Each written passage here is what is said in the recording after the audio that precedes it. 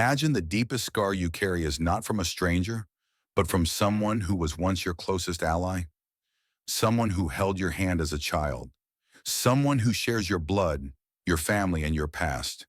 That's what makes a sibling betrayal hit harder. It stings more deeply because it's the last thing you ever expect to experience. From the day we are born, we're told family is everything.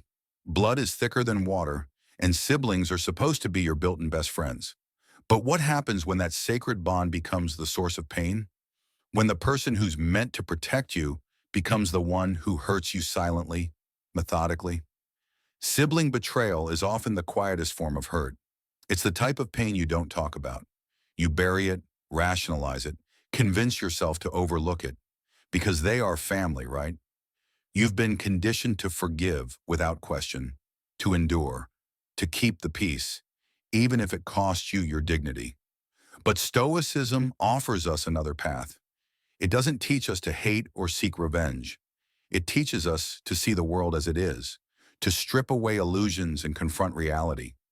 Stoicism empowers us to protect our peace, not with anger, but with reason. It shows us how to recognize when a line has been crossed, even by a sibling, and to protect ourselves accordingly. As the Stoic philosopher Epictetus once said, "It is not what happens to you, but how you react to it that matters." And sometimes the right reaction isn't reconciliation, it's letting go. This video isn't about bitterness, it's about clarity. It's about recognizing 7 forms of betrayal from siblings that you should never accept. Not because you're cruel, but because you love yourself enough to stop allowing people to hurt you. These aren't just isolated incidents, they are patterns. If ignored, they will continue to affect you, your self-worth, and your future. Let's begin. 7 betrayals. 7 lines that once crossed should never be erased. The first betrayal is quiet, subtle. It's the whispering that happens behind your back, the secret undermining that shatters your trust. A sibling who smiles at you and cheers for you in public but tears you down when you're not looking. They twist your words, plant seeds of doubt, and speak poorly of you to the people who matter most. The damage is invisible at first. You can't prove it, but you feel it. Slowly, the perception of you changes in your family's eyes. You begin to hear phrases you never said, stories you never told. It all becomes clear. The person who was meant to have your back is now secretly your adversary. Consider the story of Chris, who worked tirelessly to gain his father's approval. But when he found out his younger brother had been telling their father that Chris was irresponsible with money, it all clicked. The tension, the judgment, it was all part of the silent sabotage. The Stoic lesson here is simple. If someone pretends to support you but secretly undermines you, they've crossed a line. Trust is not automatic, even within families. Protect your name, protect your peace. Silence in the face of betrayal is not noble, it's self-betrayal.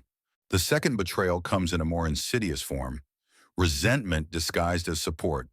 When your success threatens your sibling, they don't celebrate with you. Instead, they criticize, downplay your achievements, or throw passive-aggressive comments your way. Think of Amanda, who was promoted at work. Her parents were proud, her friends cheered, but her older sister, who had borrowed money from Amanda in the past, acted like Amanda's success was something to be ashamed of. Instead of being happy for her, her sister said, "Just don't let it get to your head." The message here? Your success should not diminish your value. If others are threatened by your progress, that's their issue to deal with. Keep growing, keep moving forward, and let their bitterness fade into the background. You owe no one an apology for achieving your potential. The third betrayal is when a sibling uses the shared history of your childhood to manipulate or control you. They dredge up past mistakes, not to help you learn, but to keep you small. Every time you try to move forward, they pull you back by reminding you of who you were, not who you are now. Take the story of David, whose older brother used their past struggles to hold him hostage emotionally. Every time David hesitated to give his brother money, his sibling would bring up the past. It wasn't a sign of love, it was manipulation. Stoic wisdom reminds us that we are not the same person we were yesterday. If someone continues to use your past to control you, they're not honoring the bond you once shared. They're weaponizing it. The fourth betrayal is one that's hard to ignore. It happens in front of others. A sibling who publicly humiliates you, making your pain their joke. They take your vulnerability and turn it into entertainment. They expose your scars to the world, often under the guise of humor or love. Laura's story illustrates this.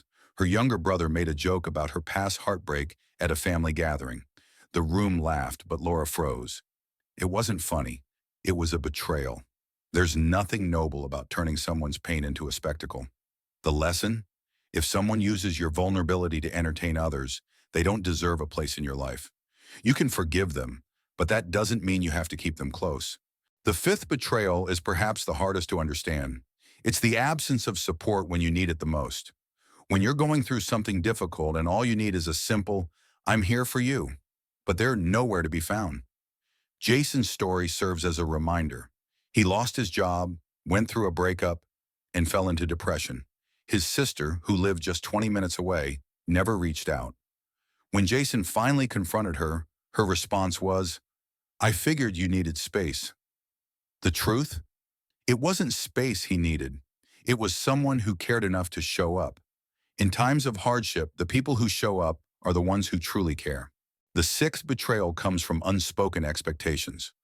Roles you never agreed to, but are constantly forced into. Maybe you're the caretaker, the fixer, the one who sacrifices for the family. But have you ever asked yourself, who decided that was your role? Marcus's story reflects this.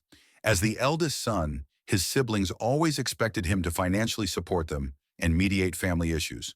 But when he burned out and needed time to take care of himself, his siblings accused him of abandoning them. They weren't asking for help out of love. They were demanding it out of entitlement.